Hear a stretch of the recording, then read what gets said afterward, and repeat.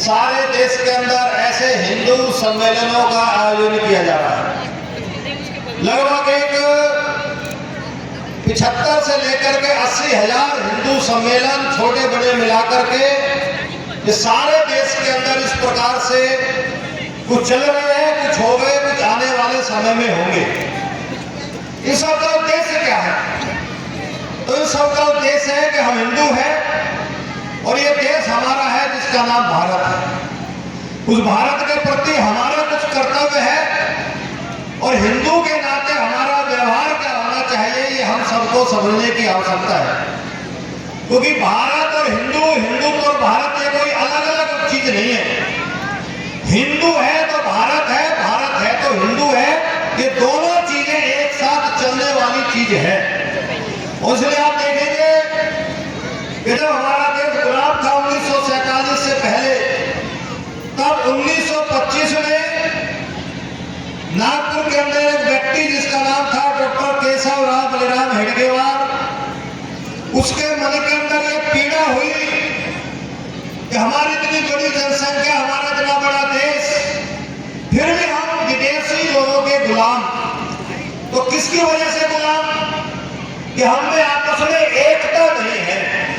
और इसलिए उन्होंने हिंदू संगठन का काम प्रारंभ किया। आप कल्पना कर सकते हो कि कैसी परिस्थिति उस समय रही होगी। वो लोगों के पास जाते थे, कहते थे कि तुम हिंदू हो। उस समय लोग ये कहते थे कि मुझको गधा कह लो लेकिन हिंदू मत कहो। इतना आत्म स्वाभिमान शून्य ये हिंदू समाज था। लोग कहते थे कि 4 हिंदू एक दिशा में तब चलते हैं जब 5वां उनके कंधे पर होता है। यानी कि जब 5वें की राम नाम सत्य हो जाती है तो 4 हिंदू तब एक दिशा में चलते हैं। ऐसी परिस्थिति हिंदू समाज की थी। लोगों ने कहा कि मेढकों को तोड़ने के बराबर हिंदू समाज का संगठन है। लेकिन उस व्यक्ति ने अपने जीवन के अंदर हार नहीं मानी, अपने खून को पानी बना दिया और 1925 से लेकर के 1940 तक सारे देश के अंदर हिंदू समाज का संगठन करने का काम उन्होंने किया। आज हम सब भी उसी संगठन के कहीं ना कहीं किसी भी संगठन के चुनाव के नाते यहाँ पर हम सभी लोग बैठे हैं। आज हम वर्तमान परिस्थितियों का भी विचार करें कि हिंदू के नाते हम सबका वर्तमान में भी कुछ दायित्व है या नहीं। आज हम मंचों से कहते थे कि हम 100 करोड़ हिंदू है। 100 करोड़ कोई जनसंख्या में कम नहीं होता। आज दुनिया के लगभग 40 से लेकर के 50 देशों में हिंदू है। कहीं पर कम है, कहीं ज्यादा है। भारत में भी लगभग 100-110 करोड़ हिंदू है। लेकिन हम जरा अपना विचार करें कि हम हिंदू है क्या? तो आप बुरा मत मानना। आप किसी से भी पूछो कि आप कौन हो, तो वो ये तो कहते हैं कि ठाकुर हो, दलिया हो, ब्राह्मण हो, जाटव हो, वाल्मीकि हो, कुछ भी हो। लेकिन ये कहने वाले बहुत कम लोग मिलेंगे जो कहेंगे कि मैं हिंदू। तो आज ये हमारी विडंबना है कि हम 100 करोड़ होते हुए भी आपस में इतने बटे हुए हैं कि ये 100 करोड़ की सामूहिक शक्ति कभी दिखाई नहीं देती। कुछ लोग जिनकी जनसंख्या मात्र 35, 20 से लेकर के 15-20 करोड़ है, आज उनसे हमको डर लगता है। वो डर इसलिए लगता है कि हम हिंदू कभी कभी बनते हैं। मैं तो कहता हूं आजकल हिंदू सम्मेलन चल रहे हैं। आज ठाकुर, बनिया, ब्राह्मण जो आपकी जाति है, आज आप समाज में घूम लीजिए। जाति का सिर्फ एक ही काम बचा है वर्तमान में। आपको अपने लड़के और लड़की की शादी करनी है तो जाति बची है, बाकी दुनिया में कोई काम अब जाति का बचा नहीं। आपको अपने लड़के की शादी करनी है तो जाति देखो, बाकी कोई काम नहीं है। जिस दिन वोट डालनी है उस दिन राजनीतिक पार्टी देख लो, बाकी कोई काम नहीं है। बाकी कम से कम 365 दिन हिंदू बनकर के रहो। लेकिन होता उल्टा है, हम कभी कभी हिंदू बनते हैं, बाकी हर समय जाति और राजनीतिक दलों में बटे रहते हैं। और आप देखिए आज स्थिति क्या है कि हमारे घर के अंदर कोई विधर्मी आ जाए जिसका हमारे से कोई लेना देना नहीं, पूर्वज एक नहीं, पूजा पद्धति एक नहीं, पहनावा एक नहीं, खान पान एक नहीं। हम उसको तो अपने घर के ड्राइंग रूम में बैठा लेंगे, लेकिन हमारे समाज का ही कोई व्यक्ति आ जाए जिसके पूर्वज एक, पूजा पद्धति एक, भारत एक, लेकिन अगर वो जाति का दलित है, वो अनुसूचित जाति का है, वाल्मीकि जाटव है, तो हमारे घर के ड्राइंग रूम में बैठने का अधिकार हमने उसको दिया है कि नहीं दिया? क्या हम उसी कप के अंदर चाय पी सकते, उसको पिला सकते हैं क्या जिस घर के अंदर हमारे घर के लोग चाय पीते हैं? उसी घर की भोजन की थाली में वो भोजन कर सकता है क्या जिस घर की भोजन की थाली में हम भोजन करते हैं? या हम उसके घर पे जाकर के उसके घर के पात्रों के अंदर भोजन कर सकते हैं क्या? तो बुरा मत मानना, अभी हमारी स्थिति हिंदू समाज की ऐसी है नहीं, और इसके कारण से ही धर्मांतरण होता है। हम गले नहीं लगाते, हम भगवान राम को तो मानते हैं लेकिन भगवान राम की नहीं मानते। भगवान राम को तो सब पूज रहे हैं, लेकिन भगवान राम ने तो केवट को गले लगाने का काम किया था। निषाद जाति के थे, अनुसूचित समाज के थे, जब भगवान राम उनको गले लगा सकते तो हम क्यों नहीं लगा सकते? राम ने तो सबरी के झूठे बेर भी खाए थे। आदिवासी महिला थी, जंगलों के अंदर रहती थी, झोपड़ी में जीवन व्यतीत करती थी। आज हम किसी के घर के अंदर जाकर के भोजन करने की स्थिति में है क्या? तो आज हिंदू समाज की सबसे बड़ी विडंबना है और हिंदू समाज के सामने जो सबसे बड़ी समस्या है वो जातिवाद है। जिस दिन हिंदू समाज अपनी जाति पाति छुआछूत ऊंच नीच को भूल करके 100 करोड़ हिंदू कहना शुरू कर देगा मैं कौन हूँ, हिंदू हूँ, और हिंदू के नाते व्यवहार में परिवर्तन करना शुरू कर देगा, ये 15-20 करोड़ लोग हमारा कुछ नहीं बिगाड़ पाएंगे। अभी बहन जी ने भी चर्चा की, उस चर्चा में थोड़ी सी बात मैं आपके सामने जोड़ता हूँ। अभी दोनों जो महिला वक्ता थी उन्होंने चर्चा की लव जिहाद की। आप लोगों को पता है ये आंकड़ा कितना बड़ा है? प्रति वर्ष भारत के अंदर जो हमारे हिंदू समाज की लड़कियां हैं, 1 लाख लड़कियां हिंदू ये लव जिहाद का शिकार बनती है। 1 लाख। आज जरा कंपेयर करके देखो ये लड़कियां जाती कहां है? तो आज हम सबको भी ये समझने की बात है कि अपने घर की लड़कियों को अच्छी शिक्षा दो, अच्छा पहनाओ, सब कुछ करो, लेकिन उनको अपने धर्म के बारे में बताओ, अपनी संस्कृति के बारे में बताओ, अपनी कुल और परंपरा के बारे में बताओ। आज स्थिति क्या है? हम अपने घर के बच्चों को दिन रात ये तो बताने में लगे हुए हैं कि पढ़ लो, IAS बन जाओ, PCS बन जाओ, डॉक्टर बन जाओ, इंजीनियर बन जाओ, लेकिन किसी को बैठा करके उसको अपने धर्म के बारे में, अपनी संस्कृति के बारे में नहीं बता रहे। आज हमारा नौजवान, हिंदू नौजवान जो हमारी परंपरा को आगे बढ़ाएगा, और हिंदू नौजवान की स्थिति क्या है? हिंदू नौजवान 30 से लेकर के 40% आज नशे के अंदर ये बर्बाद हो चुका है। आप गांव के अंदर जाकर के देख लीजिए, युवा, हिंदू युवा ये ड्रग्स, कोकीन, शराब, सुल्फा, गांजा, भांग, इसके नशे में अपने जवानी को बर्बाद कर रहा है। जिस जवानी के अंदर उसको अपने जीवन के अंदर संघर्ष करना होता है, वो नालियों में, सड़कों के अंदर नशे की लत में पड़ करके अपना जीवन बर्बाद कर रहा है। तो ऐसे फिर नौजवानों से कल्पना करते हो कि वो भारत के भविष्य को बनाएंगे? तो आज सबसे बड़ी एक ये भी विडंबना है कि यहाँ पर नौजवान लोग बैठे हैं। मैं भी आह्वान करता हूँ आप सभी से कि जीवन में नशे से दूर रहना, किसी परिवार को बर्बाद करना है तो उसके एक नौजवान को नशे की लत लगा दो, एक ही अकेला काफी है पूरा परिवार को बर्बाद करने को। और किसी देश को बर्बाद करना है तो उसके नौजवानों को नशे के अंदर धकेल दो, पूरा देश बर्बाद हो जाएगा। आज ये स्थिति मेरे भारत के नौजवानों के साथ ये हो रही है।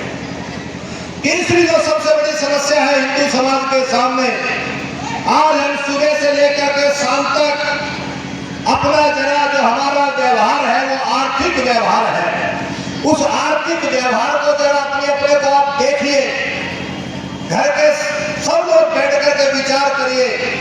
हमारे घर के अंदर जो छोटे मोटे काम होते हैं, पुताई करने का, प्लम्बर करने करने का, टाइल्स लगाने का, मकान बनाने का वो करने वाले कौन हैं? हम बाजार के अंदर जाते हैं, फल खरीदते हैं, वो फल बेचने वाला कौन है? हम सब्जी खरीदते हैं, सब्जी बेचने वाला कौन है? हम मोटरसाइकिल की मरम्मत कराते हैं, उस मरम्मत को करने वाला मैकेनिक कौन है? आप बुरा मत मानना, 80 से लेकर के 90% हिंदू समाज का पैसा जो रोजाना आप खर्च करते हो वो विधर्मियों के हाथ में देने का काम करते हो। हमारे मेहनत का, खून पसीने की कमाई का पैसा 80 से लेकर के 90% विधर्मियों के हाथ में जाता है और उस पैसे से वो मस्जिद बना रहा है, मदरसे बना रहा है, लव जिहाद कर रहा है, धर्मांतरण कर रहा है और हम अपने पैसे से अपनी मौत का तमाशा देखने को लालायित हो रही है। तो हमको ये भी ध्यान रखना पड़ेगा कि हिंदू का पैसा हिंदू के पास ही जाना चाहिए। वो लोग तैयार हो इसके लिए तो हाथ उठा दे। भारत माता की। हमारा पैसा, हमारी खून पसीने की कमाई का पैसा, हमारी खेती का पैसा, हमारी नौकरी का पैसा, हमारी दुकान का पैसा ये हिंदू के पास ही जाएगा। 1 रुपया ज्यादा चले जाएगा, कम से कम वो लव जिहाद तो नहीं करेगा।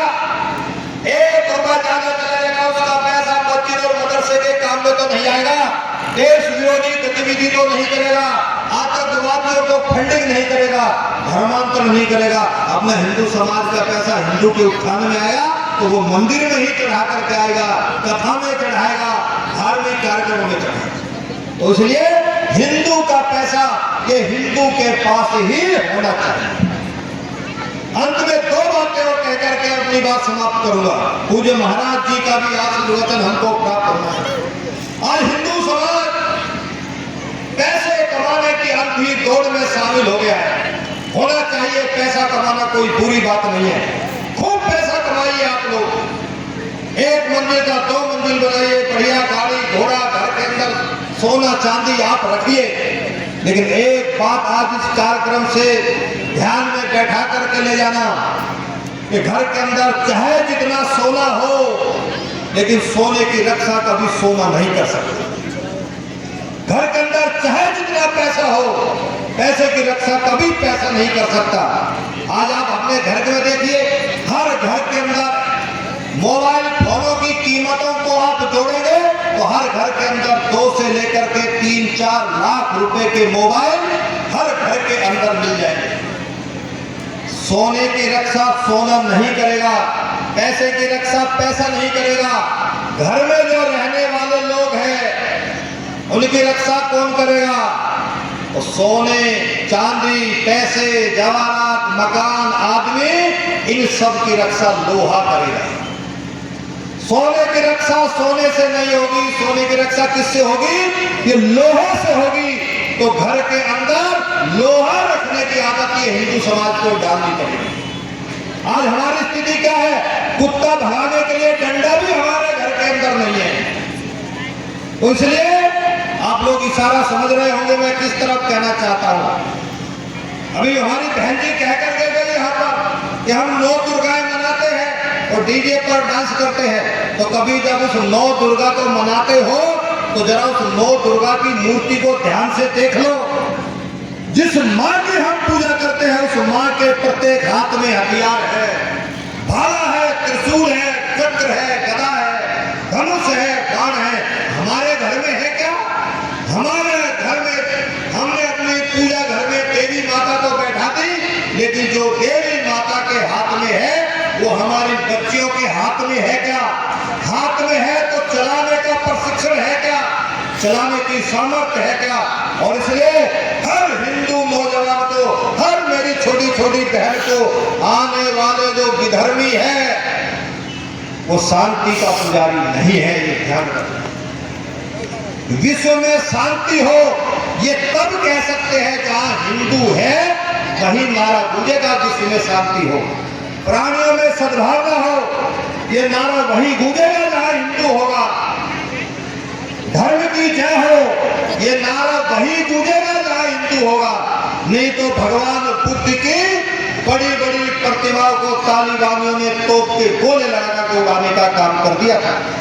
तो इसलिए धर्म की जय होगी, शांति होगी सद्भाव होगा, प्राणियों में परस्पर प्रेम होगा, वो तब होगा जब हिंदू शक्तिशाली होगा।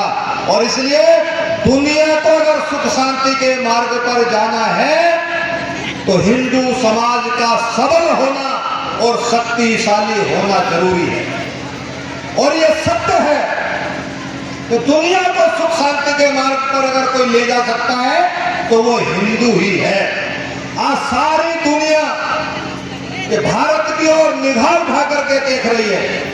आज आप दुनिया के नक्शे पर देखिए, भयंकर आपस में झगड़ा है, सभ्यताओं के बीच में झगड़ा है। जो ईसाई मतावलंबी लोग हैं उनके चर्च खाली पड़े हैं, चर्चों में जाने वाले लोग नहीं मिल रहे उनको। एक्स मूवमेंट दुनिया के अंदर, एक्स मुस्लिम मूवमेंट ये बहुत तेजी से बढ़ रहा है। अब जो मुस्लिम समाज की जो बहनें हैं वो ये बुर्का पहनना नहीं चाहती, बोले हमको आजादी चाहिए। तो जब चर्च खाली हो जाएंगे दुनिया के अंदर से, यही मुस्लिम लोग एक्स मूवमेंट चलाएंगे, तो फिर ये कहां जाएंगे? ये सारे लोग फिर हिंदू धर्म की ओर, भारत की ओर ये निगाह उठा करके देखेंगे। लेकिन उतनी शक्ति और सामर्थ्य हमको भी पैदा करनी पड़ेगी। आज हिंदू की स्थिति क्या है? जो 4-4, 5-5 बच्चे पालने की जिनकी सामर्थ्य है वो एक बच्चा करता है। जिसको भगवान ने सब कुछ दिया, नौकरी दी, चाकरी दी, मकान दिया, खेती दी, 50-50 बीघे जमीन है, उनके घरों में चले जाओ, घर सोने पड़े हैं, घरों में रहने वाले बच्चे नहीं है। एक बच्चा पैदा कर रहे हो। ये मकान, ये दुकान, ये पैसा, ये घर, ये कहां ले जाओगे? ये तो आज भी आप लोगों शुक्र मनाइए कि वास्तव में जिनके पास या 1 या 2 बच्चे पढ़ाने की व्यवस्था है ना, वो कम से कम 4-5 कर रहे हैं। और जिसको भगवान ने सारी व्यवस्था दी वो एक कर रहा है। तो आज ध्यान रखना, हम ज्ञान में बहुत कितने भी बड़े बन जाए, कितने बड़े बड़े मंदिर बन जाए, कितने बड़े बड़े हवेलियां बन जाए, जब जनसंख्या ही नहीं बचेगी तो ये मकान, ये दुकान, ये पैसा लेकर के जाओगे कहां? इसलिए हर हिंदू के घर में 3 बच्चे होने ही चाहिए। इसके सामने